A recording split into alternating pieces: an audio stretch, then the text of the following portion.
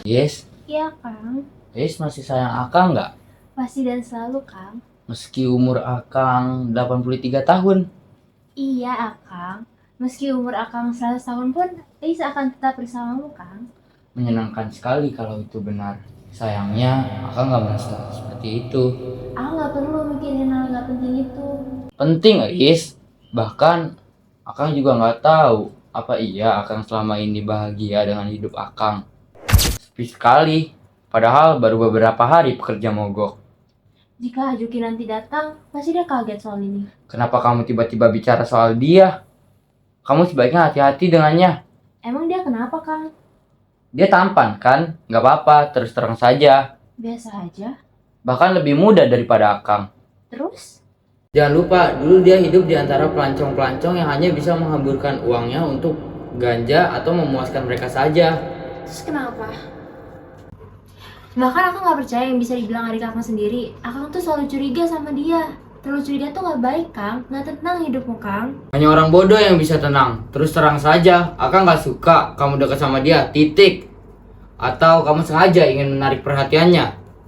Akang, kita tuh udah 4 tahun rumah tangga. Ya terus? Itu bukan jaminan. Akang pernah pergoki kamu di dapur dengan si Juki lagi asik ngobrol. Memang perlu dia menemanimu di dapur. Ais nggak nyuruh dia, Kang. Dia datang sendiri. Dan kamu ladeni. Ya terus harus Ais usir. Terserah bagaimana caranya. Tapi itu bukanlah hal yang enak untuk dilihat. Kenapa sih Akang selalu berpikir buruk soal dia? Padahal dia baik banget, apalagi ke Akang. Dan gak mungkin juga Ais kayak gitu. Akang tuh gak suka jika milik Akang diganggu orang lain. Akang juga merasa gak ada yang mencintai Akang. Bahkan juga kamu. Ya, terus aja mikir kayak gitu. Ais muak di sini bersama orang yang bahkan gak percaya sama Ais. Ya sudah kalau kamu mau begitu. Terserah kamu saja. Memang pada saatnya orang akan meninggalkanku. Bener kan apa kata Ais? Sialan, cuma bisa bantah doang. Tolong. Heh, gak begitu Ais. Gimana pun dia tetap suami Teteh. Ya terus, Teteh bisa kok tinggalin dia demi orang lain. Kenapa harus sama si tua itu, Teteh? Atau Teteh hanya mau manfaatinnya doang? Apa kata kamu? Hanya memanfaatkannya. Coba Teteh pikir, si tua itu bisa apa? Untuk memberi anak aja nggak bisa.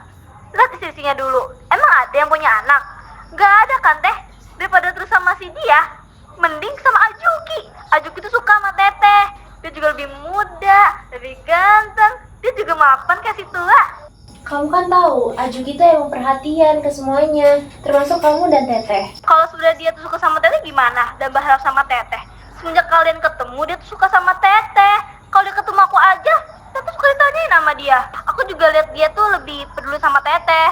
Lihat aja pas kemarin Teteh sakit dan si bajingan itu keluar kota. Yang jagain Teteh siapa? Ajuki kan? Guys, Teteh gak percaya lagi sama kamu. Dasar gak peka. Ih.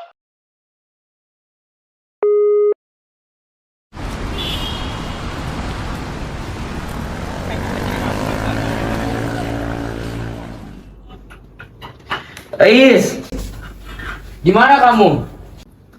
Nyai, Nyai.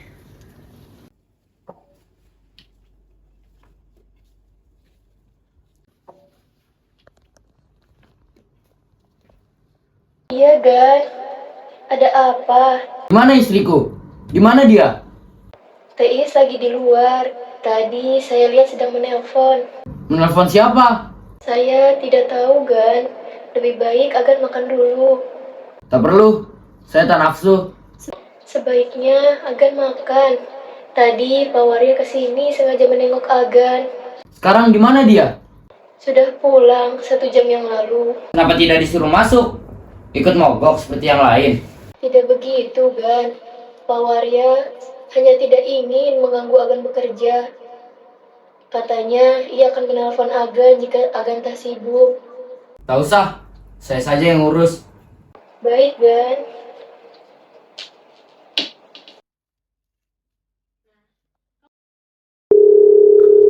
Halo, Warya.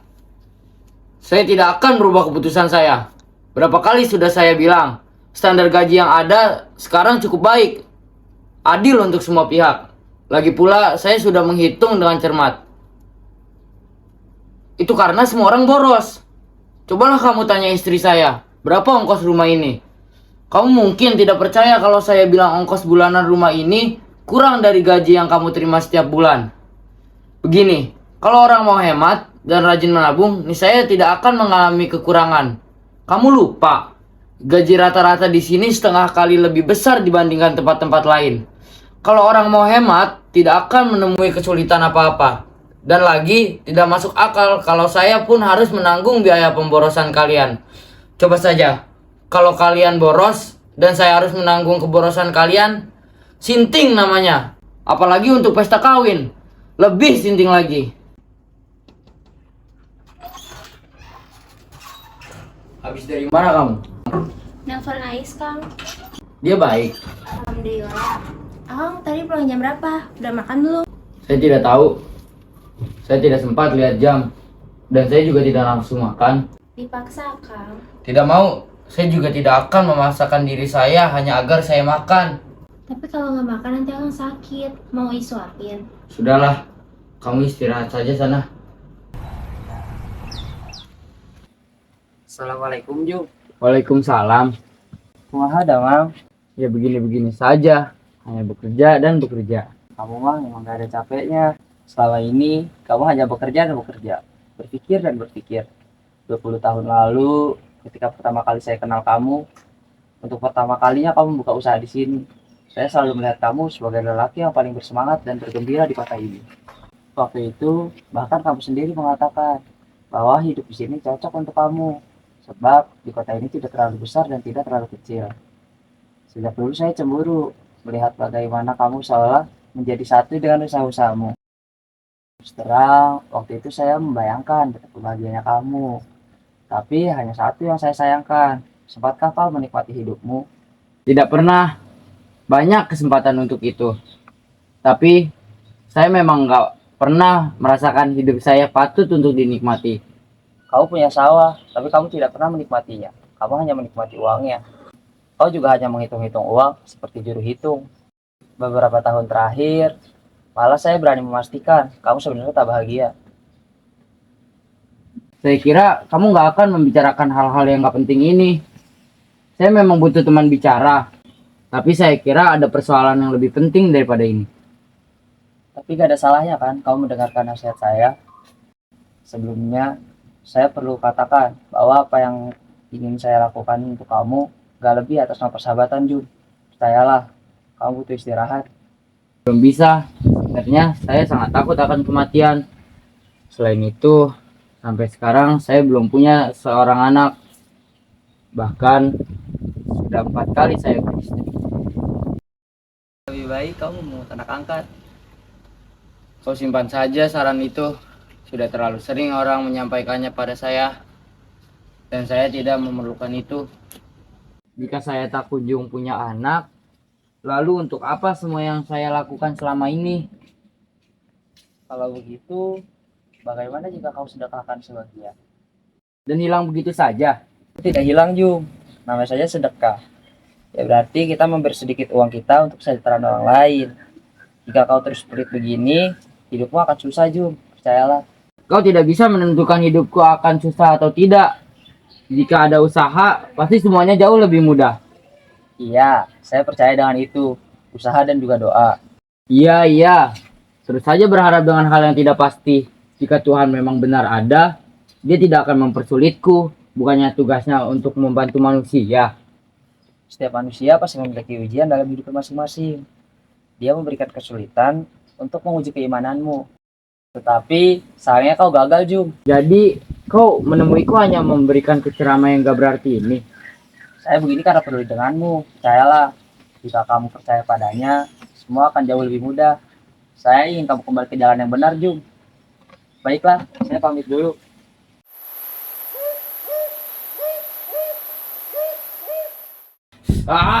Siapa kamu? Siapa kamu? Tolong. Siapa kamu? Kubunuh kau. Kau takkan bisa membunuhku. Siapa kamu? Panggil saja saya pemburu. Menjauh kau. Apa maumu? Lepaskan saya. Saya ingin tahu wujud manusia yang memerankan Tuhan. Apa maksudmu? Bertobatlah. Kini semua orang di hidupmu akan meninggal kamu perlahan-lahan. Semua yang kau takutkan itu akan terjadi jika kau tidak memohon ampunan kepada Yang Maha Esa. Sebaiknya kau pergi atau kubunuh kau. Hebat sekali dirimu. Sudah saya peringatkan, masih tetap saja bersikap baik-baik saja. Persiapkan dirimu untuk kematianmu, Tuan. Ah, bangsat!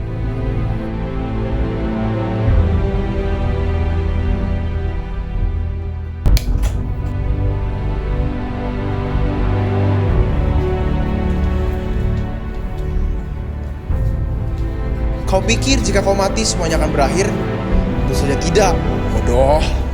Apa yang harus kulakukan? Bagaimana saya? Assalamualaikum. Waalaikumsalam. Mau ketemu Agan, Pak Haji? Sebentar, saya panggilkan dulu.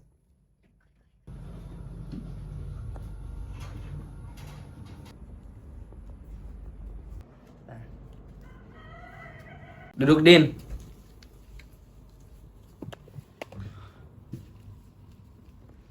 Kenapa kau membawa semua ini? Buat apa? Ya ini buat kepala keluarga ini tentunya. Waktu itu aku belum sempat untuk memberimu hadiah. Jadi ini adalah hadiah ulang tahunmu. Aku tidak butuh ini. Di rumah juga sudah ada. Buat apa banyak-banyak? Kalau gitu untuk bepergian saja. Misal kau kemana, kau bawa ini. Baiklah. Tapi sebelum itu, untuk apa kau kemari? Bukankah persoalan kita sudah kita bahas minggu lalu? Ini bukan tentang persoalan kita, Ju. Ini persoalanmu. Saya tak pernah sekali lihat kau ke masjid. Padahal kau ikut membangun masjid itu.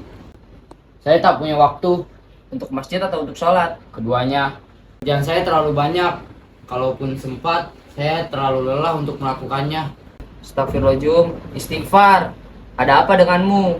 Jadi kau selama ini tak pernah menunaikan sholat? Ya apa pula gunanya itu? Toh Tuhan tidak memberikanku apa-apa. Jika aku sholat, apakah dunia berubah menjadi lebih baik? Kan tidak. Masih saja ada kejahatan. Astagfirullahaladzim, sholat ialah tugasmu, kewajibanmu. Dunia akan menjadi lebih baik jika kau menjadi pribadi yang lebih baik juga. Kau bilang begitu karena kau tidak pernah dihadapkan oleh kesulitan. Lihatlah diriku. Sebagaimanapun ku beribadah kepadanya, masih juga hidupku susah. Malah, saya merasa hidup saya lebih susah ketika sholat. Saya sama sekali tak mengerti denganmu, Ju. Beribadah itu tidak merugikan, tidak merepotkan, bagi siapapun dan agama apapun. Saya sudah tidak mengerti lagi denganmu, Ju. Banyak orang di luar sana yang menginginkan apa yang saya berikan ini. Tapi kau menolaknya mentah-mentah, hanya karena kau percaya bahwa ibadah itu merepotkan. Semua kesulitanmu berasal darimu. Kau terus tidak mendapatkan anak meski istrimu banyak. Kau terus diberi kesulitan meski kau memiliki banyak uang. Kau merasa tidak dicintai, padahal orang-orang di sekitarmu sangat menyayangimu, bahkan juga diriku. Saya tahu kita tidak saudara, tapi saya merasa kita sangat dekat layaknya seorang saudara kandung. Saya sudah tidak tahu lagi bagaimana hidupmu nanti. Saya hanya bisa berdoa, semoga Allah memaafkan sikapmu ini. Teruslah bertaubat, kita tidak pernah tahu kapan kita meninggal. Percayalah, jika kau tidak pernah mau mendengar apa kata orang lain, semuanya yang kau sayangi akan meninggalkanmu.